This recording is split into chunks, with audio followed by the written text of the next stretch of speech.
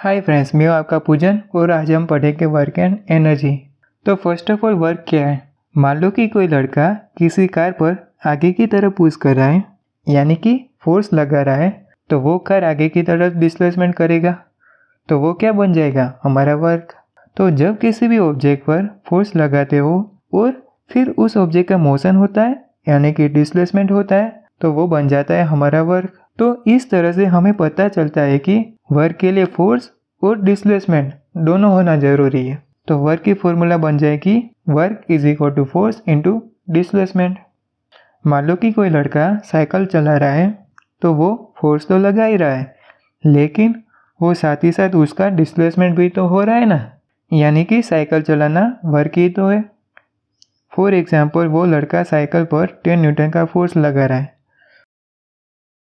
और 30 मीटर का डिस्प्लेसमेंट तय करता है, तो वो लड़का कितना वर्क कर रहा है।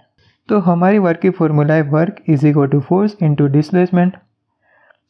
तो work is equal to 10 Newton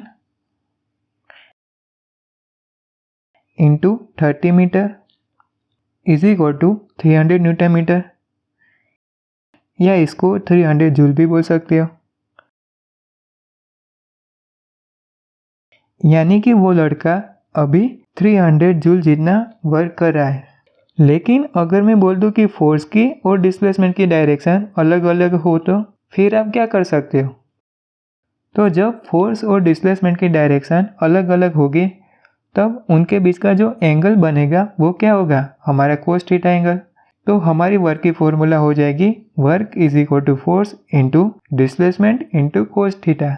for example, एक कुली है जो ट्रॉली बैग में सामान भर के ले जा रहा है, तो वो कुली ट्रॉली बैग के हैंडल पर 20 न्यूटन का फोर्स लगा रहा है और ट्रॉली बैग को खींच के 30 मीटर तक डिस्प्लेसमेंट तय करता है, और फोर्स एंड डिस्प्लेसमेंट के बीच का एंगल 30 डिग्री है। तो इस कुली ने कितना वर्क किया होगा। तो यहाँ पर हम work is equal to force into displacement into cos theta वाली फॉर्मूला यूज़ करेंगे, जिसमें कोस थीटा क्या दर्शाएगा, फोर्स और डिस्प्लेसमेंट के बीच का एंगल। तो work is equal to 20 newton into 30 metre into cos 30 is equal to 20 newton into 30 metre into half is equal to 300 newton metre, या 300 जूल भी होगा। यानी कि इस कुली ने 300 जूल जितना वर्क किया होगा। अब समझते हैं जीरो वर्क डन, जिसको आपने काफ़ी बुकों में पढ़ा होगा। तो आखिर ये जीरो वर्क डन है क्या और कैसे होता है। देखो, जीरो वर्क डन दो चीज़ों से होता है। तो फर्स्ट है, जब आप किसी भी ऑब्जेक्ट पर फोर्स लगाते हो और उसका डिस्प्लेसमेंट नहीं होगा, तो work is equal to zero हो जाएगा, that is zero work done. मान लो कि आप किसी दीवार पर फोर्स लगाए हैं और दीवार तो मूव होगा ही नहीं, तो वो क्या बन जाएगा, जीरो वर्क डन। तो जब आप किसी भी ऑब्जेक्ट पर फोर्स लगाते हो और उसका डिस्प्लेसमेंट नहीं होता, तो वो बन जाएगा work is equal to 0 joules.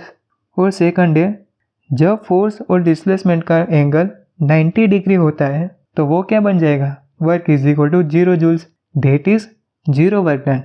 मान लो कि कोई बॉक्स है, उसे जमीन से ऊपर की तरफ उठा लिया और उसको पकड़ के आगे की तरफ चलते हो, तो यहाँ पर फोर्स और डिस्प्लेसमेंट के बीच का 90 डिग्री एंगल हो जाएगा ना, तो यहाँ पर work is equal to 0 joules होगा, यानी कि जीरो वर्क डन होगा। अब एनर्जी क्या है वो समझते हैं। तो energy is the ability to do work, यानी कि मेरी जो काम करने की क्षमता होगी वही मेरी एनर्जी कहलाएगी। मान लो कि एक 600 मीटर का डिस्टेंस वाला रोड है और मैंने उसे सिर्फ 5 मिनट में फुल स्पीड में दौड़ के तय कर लिया, तो आप कहोगे कि पूजन ब्रो, तेरे में तो एकदम ज़्यादा एनर्जी है, आप तो एकदम सुपरमैन हो, यानी कि मेरे में ज़्यादा एनर्जी है।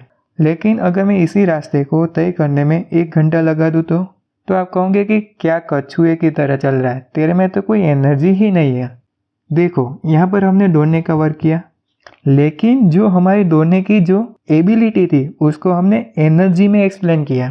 तो एनर्जी क्या है, तो एक पर्टिकुलर ऑब्जेक्ट ने कितनी अमाउंट ऑफ एनर्जी पोजेस करता है, तो वो अमाउंट ऑफ वर्क जो वो कर सकता है उसके बराबर वो एनर्जी पोजेस करता है।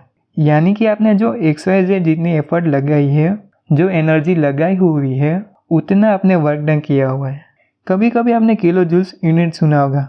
देखो, किलो जूल्स एक एनर्जी का बिगर यूनिट है जो 1000 जूल के बराबर होता है। ओके, और कुछ नहीं है।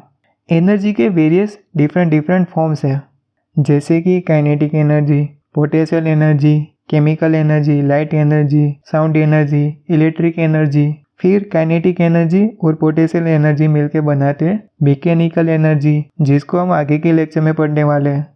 तो नेक्स्ट वीडियो में हम काइनेटिक एनर्जी के बारे में समझेंगे। तब तक के लिए keep learning and keep growing.